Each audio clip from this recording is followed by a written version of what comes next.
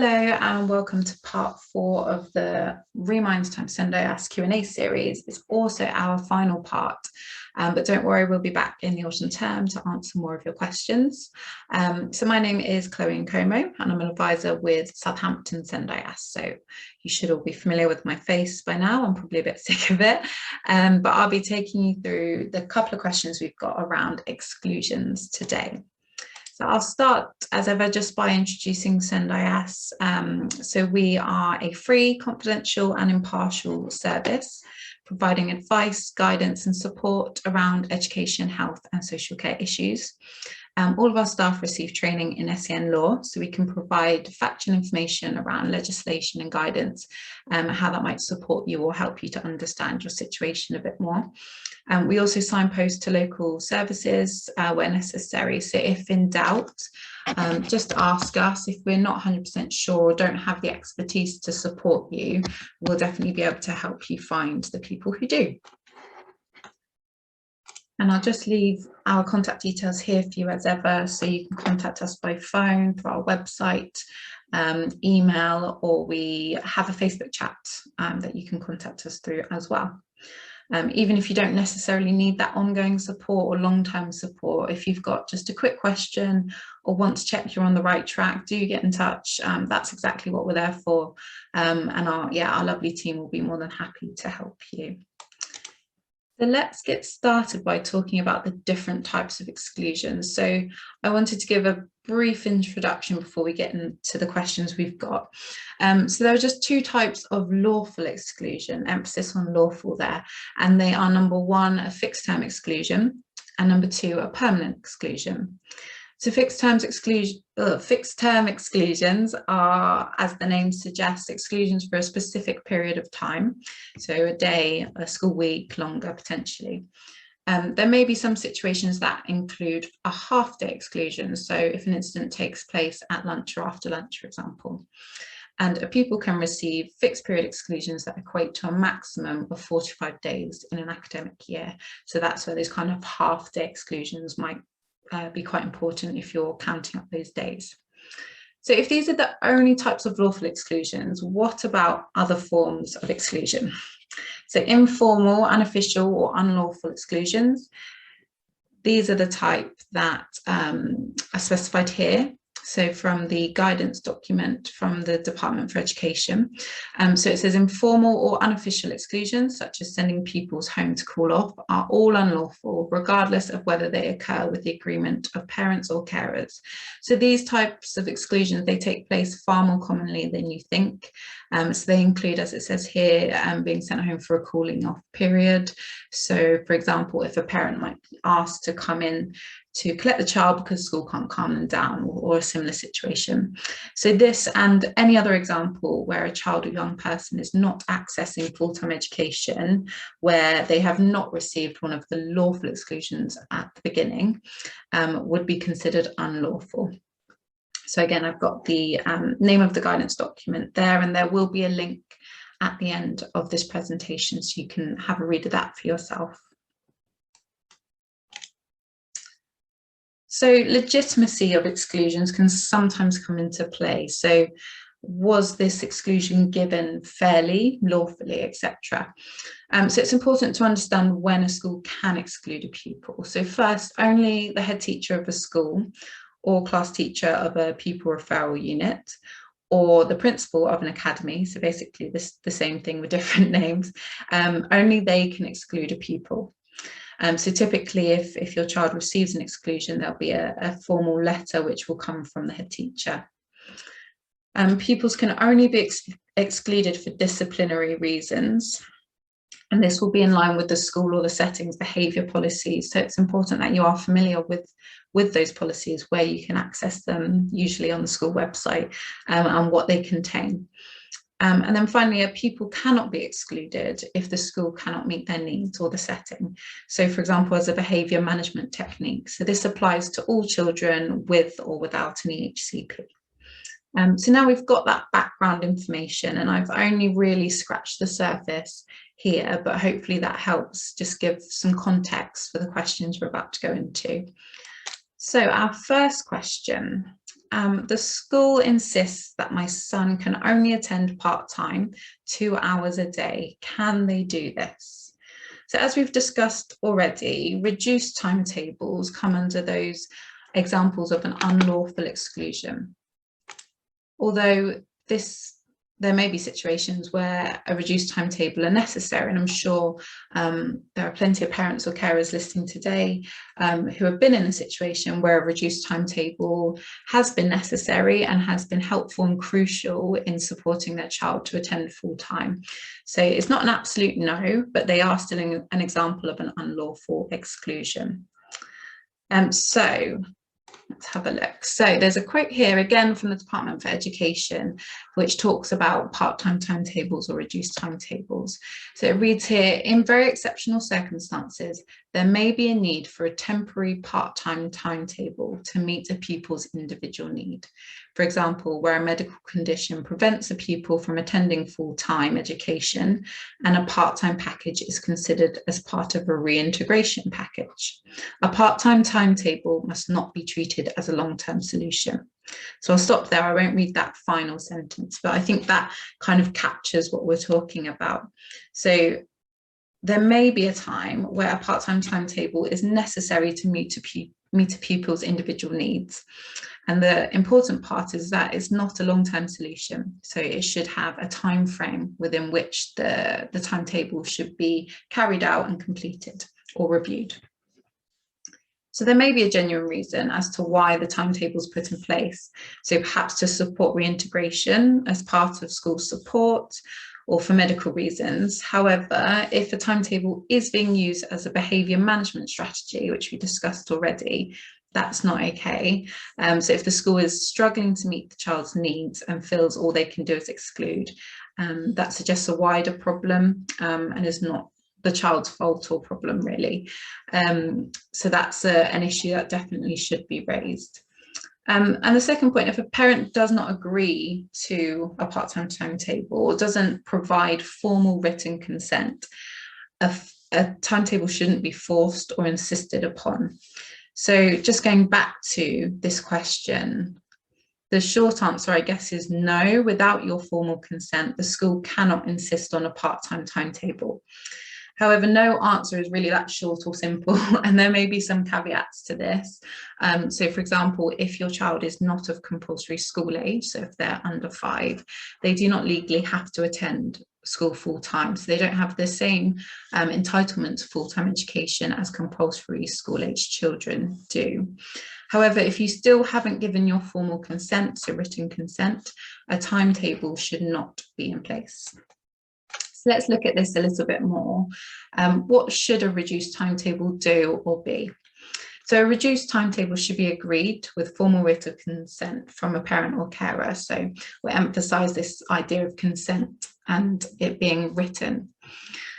So this plan or the timetable should be submitted with or as part of a support plan, which shows clear progression to full-time hours. So here we're looking at the idea that it's not a long-term solution. There is a clear plan in place of how you're progressing or supporting this child to progress to full-time education. The timetable should be agreed for no longer than 6 weeks and should be reviewed regularly and at the end of the 6 weeks. So we're looking at keeping an eye on the plan. What's the progress? How is the child doing? How is the plan supporting their needs? Is it supporting their needs? Do we need to step things up or step things down? So it's a very flexible and fluid plan in some ways, but it should be reviewed regularly with the parents and the supporting staff. So you'll see another quote here, again taken from that guidance on school attendance, which says, as a rule, a reduced timetable should not be used except in exceptional circumstances to meet a pupil's needs. It also should not be treated as a long-term solution. So again, we've got that emphasis on kind of time frame and those exceptional circumstances.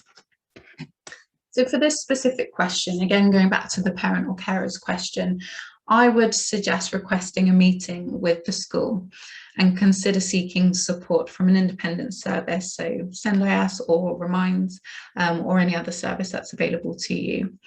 In that meeting, I would ask a number of questions and ensure that there is a thorough reintegration plan for your child.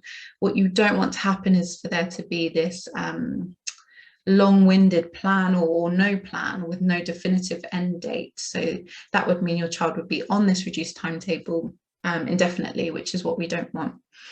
So this could be asking, you know, what is your child struggling with in particular? What's preventing them from attending school? Would a reduced timetable support them in attending school? So this is about the parents' views. How do they feel about this? Do they agree with the idea of a reduced timetable in the first place? How long has the timetable been in place? What's the impact of it? How does the parent feel it's been going? And is there a clear end date or review date scheduled? So those are the questions I would ask to the parent or carer first of all. I would also ask the school, or support the parent in asking the school what their reasons are for implementing a reduced timetable.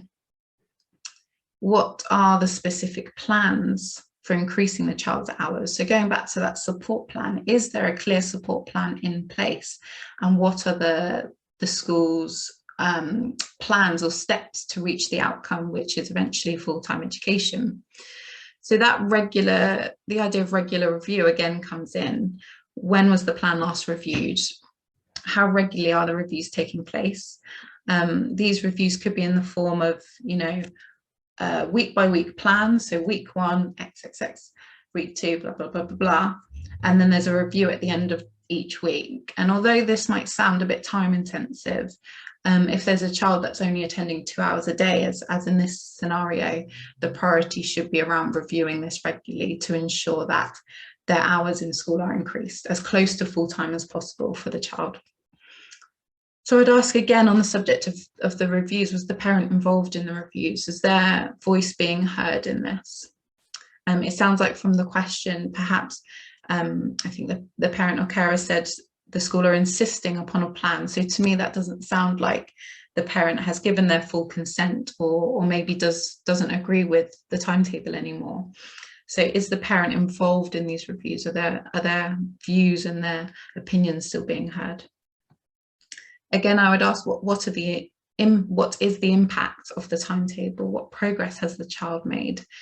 And also going back to kind of the first part of this series, SEND support, it all goes back to SEN support. What support is in place for the child to enable them to access a school day? Is there anything that the school could do to support the child further? Have they accessed the EP service? What other avenues of support could they pull in to support this child a bit better? And then finally, I would ask if the local authority are aware of the use of the timetable and have they been involved in the reviews if appropriate. So there may well be situations where the local authority are involved. So if there's a child with an EHC plan or going through an assessment, so I would question whether the LA are involved or at least aware. Okay, let's go to the next slide. So question 2. This is the final question of part 4, just 2 questions this time. So the school regularly exclude my son due to things that are part of his autism. Are they allowed to do this and what can I do about it? So quite a few questions within that question there. So we'll go through it kind of bit by bit. It's important, I think, to share here that exclusion rates for children with SEN are consistently higher than their peers. So in a report from 2016, the Department for Education found that boys with behavioural, emotional and social difficulties had the higher rates of exclusion. So in that report, again from 2016, 19.8% of this group had received at least one fixed term exclusion, compared to 1.86% of all pupils. So that is quite a difference there. I also read recently on the Special Needs Jungle website about an increase in exclusion rates for autistic pupils specifically.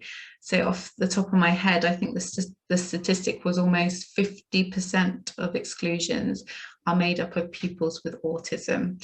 So looking at the statistics, of course, there's other factors at play, but looking at the statistics, there is a clear disparity between children with SEN or young people with SEN and their neurotypical peers. So it's important to have that in mind. So we're looking at these groups of children or young people who may be more at risk of exclusion statistically.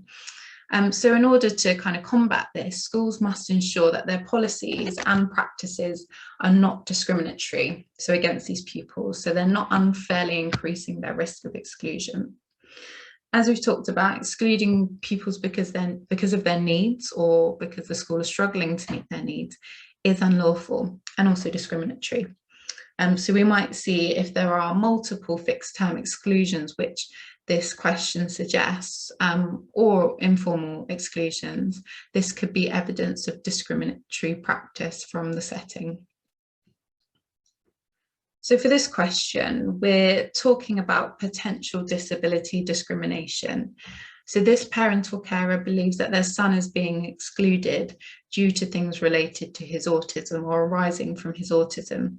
As an example, and this is based on my kind of case experience, this may be a violent meltdown potentially where the child destroys school property and or physically harms another pupil or an adult. So it's just an example of a case I've worked on, and it's similar to a lot of other cases. So can the school do this? Can they exclude a pupil in a situation like this? So we'll go on to here talking about disability and the definition of disability first, just to give some context. So the Equality Act says that a person or a child is disabled if they have a long-term physical or mental impairment, which has an adverse effect on their ability to carry out day-to-day activities. So if an incident happened or arose because of a child's disability, for example, the scenario I just described, this potentially could amount to disability discrimination. So the question to ask is around the reasons for exclusion. If they are similar to my hypothetical exclusion, I would be asking the school, what reasonable adjustments did they make for your child? If additional or different support was in place, might the situation have gone differently and an incident avoided? Do the school's policies disadvantage your child by increasing their risk of exclusion? If the school have failed to make adjustments and are excluding the pupil due to reasons arising from their disability, again, this could potentially be a case of disability discrimination. Of course, I cannot say that definitively this child is being discriminated against, as I don't know the full case, but it's something to consider and to keep in mind in this situation or similar scenarios. In the first instance, as is often my advice, I would suggest a meeting with the school to look at support in place, the child's needs, and what provision they may require. So are the child's needs being met? That's what it boils down to. Going back to that hypothetical scenario, if the child's needs were met in a different way, might they have been able to regulate themselves so that they didn't escalate to a meltdown, and then a violent incident may not have occurred? Has the child been assessed by an EP? So have the school used all resources available to them to really understand and explore the child's needs and ensure that they're supported appropriately? Moving on from that, has an EHC needs assessment request been submitted? Or if the child has an EHCP, perhaps their needs have changed and the plan may need a review. So are the school looking at all of those things, looking at potential options, looking at how to adjust support? So follow that assess, plan, do, review cycle. Are they reviewing the support that's in place? I would say have this conversation with the school in the first instance, as a disability discrimination claim is not something to be taken lightly and sometimes can adversely affect your relationship with the school because it is quite a serious claim. It sometimes may not be appropriate to your situation either, so do think about it carefully. So point 3 there, so representations to governing bodies. So following exclusion, you can make written representations to the governors. If the exclusion is for 5 or less days, the governors do not have the power to direct reinstatement, but you may still want to make those written representations just to get your point across. If the exclusion is for a total of more than 5 days in one term, you can request a meeting to consider the decision. The governors will then decide whether to uphold the head teacher's decision or to decide if it was unjustified, effectively cancelling the exclusion. For exclusions totaling more than 15 days in one term or for permanent exclusions, meetings are held automatically. So that's your chance to attend a meeting and not only make written representations, but also give your case verbally. So point 4, consider a formal complaint. So you might want to consider lodging a formal complaint to the school or governors following their complaints procedure. If you are pursuing a disability discrimination claim, it's usually advisable that you do follow these routes of complaints first before making your complaint. And then finally, if appropriate for your situation, do consider a disability discrimination claim. Changes can be made as a result, although you will not be awarded financial compensation, nor can the tribunal order dismissal of staff or physical alterations to the building. They can order training, a written apology, reasonable adjustments to be made, and change to school policies, just for a few examples. There are other things they can do, other powers. In disability discrimination claims, I think ultimately the point is they're looking backwards, focusing on the previous events of discrimination. So although the tribunal can order adjustments be made, if you're looking for increased or better support in the future and ongoing, if you wish your child to remain there, conversations with the school potentially might be a better place to start before considering a claim. So this, as you can see, is quite a complex issue. So I've included 2 links below, one from the National Autistic Society, so that first link there, and another from an organisation named Ambitious About Autism. Both pages include useful information and resources around exclusions. I know I do keep advising seek support from SENDIASS or Reminds or a similar service, but with exclusions in particular, it can be a tricky area to navigate, and I would definitely advise seeking support so that you don't have to go through it alone. Again, as I said, even if it's just a quick phone call to check you're on the right track, or just a quick question, just get in touch. Okay, so that brings us to the end of our questions, so just 2 this time. I'll finish off by including some useful links, lots of links for this part, so hopefully they're helpful, but I'll run through them briefly. So our first 2, we've got the infamous Best Endeavours Duty and Reasonable Adjustments Duty, found in the Children and Families Act and the Equality Act, respectively.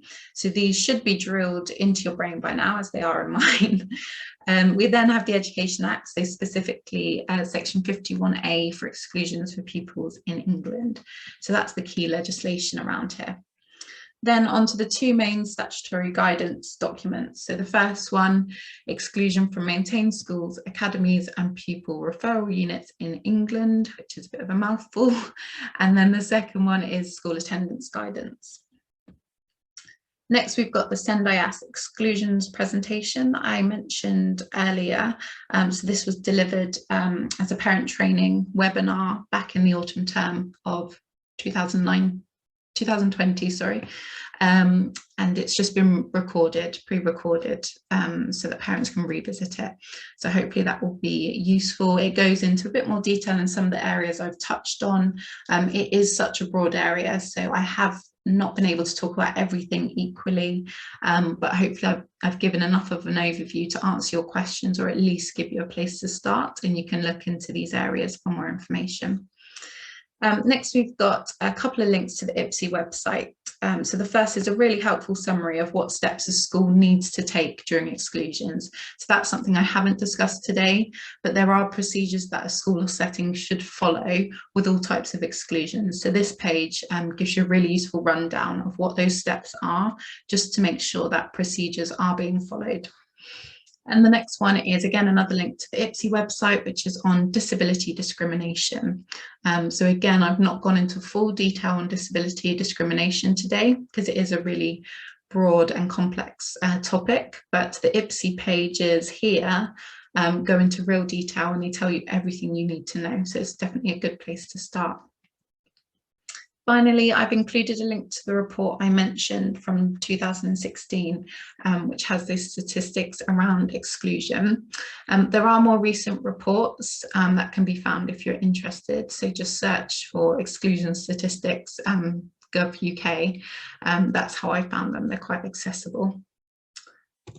So I'll finish by saying a massive thank you. So to the people who submitted those questions throughout the series, not just this one, thank you so much. I hope that your questions have been answered, or at least I've given you some of the tools to look into it a bit more as well.